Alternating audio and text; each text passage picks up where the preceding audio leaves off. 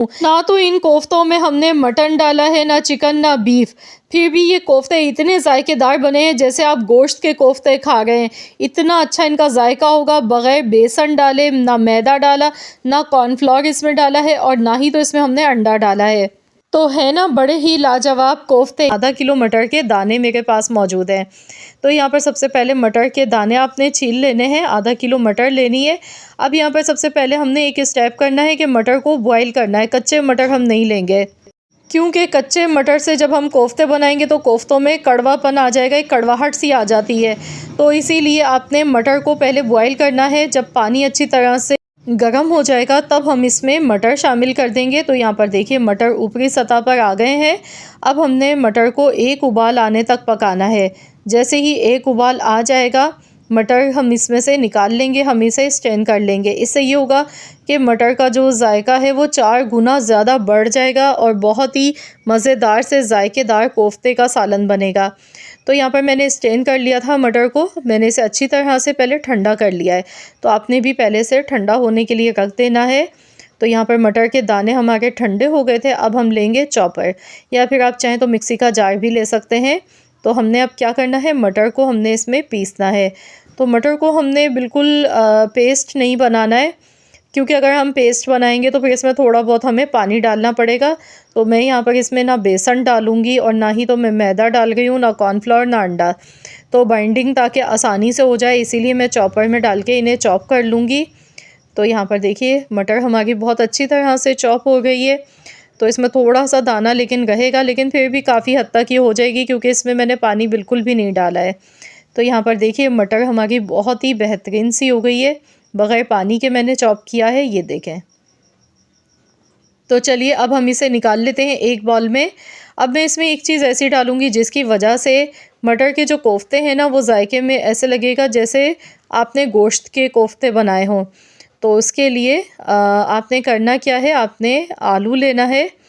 तो यहाँ पर पहले मैं ये निकाल लेती हूँ पूरा बैटर अच्छी तरह से।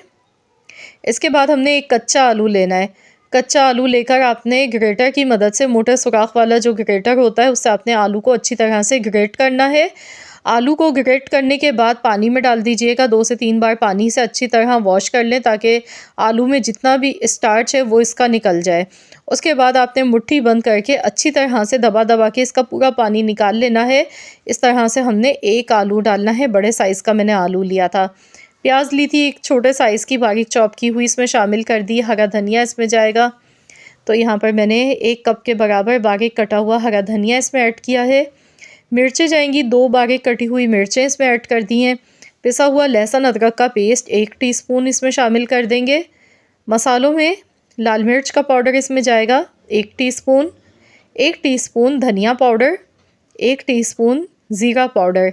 ज़ीरा पाउडर मैंने भर के लिया है, थोड़ा ज़्यादा लीजिएगा। नमक 1 टीस्पून। अब इसमें हम बाइंडिंग के लिए डालेंगे ब्रेड क्रम्स। तो यहाँ पर मेरे पास ब्रेड क्रम्स हैं, तो ये मैंने लिए थे आधा कप के बराबर। आधा कप ब्रेड क्रम्स मैंने ले लिए। अगर आपके पास ब्रेड क्रम्स मौजूद नहीं है तो फिर आपने ब्रेड लेनी है। ब्रेड के आपने 3 स्लाइस लेने हैं। उन्हें आपने मिक्सी के जार में डालकर उन्हें ग्राइंड करके आप इसमें शामिल कर दें। तो इससे बाइंडिंग बहुत अच्छी सी हो जाएगी।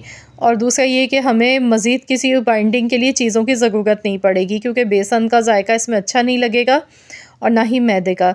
तो इस तरीके से आप बनाएंगे तो ये कोफ्ते बड़े ही जायकेदार बनेंगे, क्योंकि इसमें आलू का भी इस्तेमाल हुआ है, मटर का भी इस्तेमाल किया है हमने और फिर ब्रेड का भी। तो बहुत ही अच्छा सा बेहतरीन सा कॉम्बिनेशन बनेगा। ऑयल मैंने गर्म होने के लिए कढ़ाई में रख दिया है। अब हाथ के हाथ हम इस तरह से कोफ्ते बनाते जाएंगे। ये देख लीजिए बहुत आसानी से इनकी शेप बन गई है। तो इस तरह से एक एक कोफ्ता मैं बनाती जाऊँगी और डालती जाऊँगी। इस तरह से हमने कोफ्तों को फ्राई करना है। तो यहाँ पर लो टू मीडियम फ्लेम पर हमने कोफ्तों को फ्राई करना है। ये बहुत आसानी से फ्राई हो जाएंगे। आपने देखा इसमें मैंने बाइंडिंग के लिए कोई भी चीज़ें इस्तेमाल नहीं की हैं, सिर्फ मैंने ब्रेड क्रम्स का इस्तेमाल किया है। तो ये अच्छी तरह से देखिए हमारे कोफ्ते फ्राई हो गए हैं। दोनों साइड से अलटते पलटते हुए हमने अच्छा सा कलर आने तक फ्राई करना है। और कोशिश करें कि शुरू में फ़ौरन से चम्मच ना चलाएं, जब तक कि कोफ्तों का नीचे से आपको कलर बेस पे नज़र ना आने लगे कि सुर्ख होना शुरू हो गया, तभी आपने इन्हें टच करना है। तो ये बहुत आसानी से देखिए कोफ्ते हमारे फ्राई हो गए हैं। ये देखें माशाल्लाह कितने बेहतरीन से कलरफुल से कोफ्ते बन गए हैं। इसमें जो आलू के हमने लच्छे डाले हैं ना, उससे मटर के साथ मिला के बहुत ही अच्छा ज़बरदस्त सा इनका जायका आपको खाने में लगेगा। दूसरी बात यह है कि मटर में जो एक कड़वाहट होती है ना, कच्ची मटर के दानों को जब हम पीसते हैं, वो भी नहीं आएगी। बहुत ही मज़े का उम्दा फ्लेवर आपको मिलेगा। इसी तरीके से बाकी सारे कोफ्ते भी हमने पहले फ्राई करने हैं। तो यहाँ पर देखिए माशाल्लाह बहुत सारे कोफ्ते ये बनके तैयार हुए। मैंने थोड़े बड़े साइज़ के कोफ्ते बनाए। अगर आप छोटे साइज़ के बनाएंगे तो फिर ये और भी ज़्यादा बनेंगे। मैंने थोड़े बड़े साइज़ के बनाए थे, फिर भी माशाल्लाह आधा किलो मटर से इतने सारे देखिए हमारे कोफ्ते बनके तैयार हो चुके हैं। तो यहाँ पर चलिए मैं सब निकाल लेती हूँ फ्राई करके। तो यहाँ देखिए माशाल्लाह कितने बेहतरीन से ये कोफ्ते बने हैं। अब हम इसके लिए मसाला तैयार कर लेते हैं। तो उसके लिए जिस ऑयल में मैंने कोफ्तों को फ्राई किया था, ऑयल मैंने कम कर लिया है। तो यहाँ पर मैंने हस्ब ज़रूरत ऑयल रखा है। जितनी ज़रूरत है उतना ही लीजिएगा। आधा कप के बराबर कढ़ाई में ऑयल है। अब मैंने यहाँ पर प्याज ली थी। प्याज मेरे पास थी 2 दरमियाने साइज़ की प्याज थी। प्याज को मैंने चॉपर में डाल के बारीक चॉप करके लिया है। आप चाहें तो पेस्ट बना के भी प्याज का ले सकते हैं। अब हमने प्याज को खूब अच्छी तरह से फ्राई करना है। साथ ही में इसमें डालेंगे पिसा हुआ लहसुन अदरक का पेस्ट 1 टीस्पून भर के। लहसुन अदरक के पेस्ट के साथ मज़ीद अभी हमने प्याज को फ्राई करना है। जब तक कि प्याज का कलर गोल्डन नहीं आ जाता है, तब तक हमने प्याज को अच्छी तरह से फ्राई करते जाना है। तो यहाँ पर गैस का फ्लेम मैंने हाई रखा है। तो यहाँ पर देखिए प्याज हमारी गुलाबी होना शुरू हो चुकी है, लेकिन मैं इसे मज़ीद और गोल्डन कलर आने तक फ्राई करूँगी। देखिए बहुत अच्छा सा गोल्डन कलर आ चुका है प्याज का। अब हम इसमें पानी डाल देंगे। 1 कप के बराबर मैंने इसमें पानी शामिल किया है, क्योंकि हमने इसमें कुछ मसाले ऐड करने हैं, वरना प्याज जल जाती। तो इसीलिए पहले पानी डालेंगे। 1 टीस्पून लाल मिर्च का पाउडर, 1/4 चम्मच हल्दी पाउडर, 1 चम्मच धनिया पाउडर, 1 चम्मच ज़ीरा पाउडर, नमक 1 टीस्पून। तो ये सारे मसाले डालने के बाद इसे अच्छी तरह से मिला लेंगे। अब हमने मसालों को अच्छी तरह से भूनना है।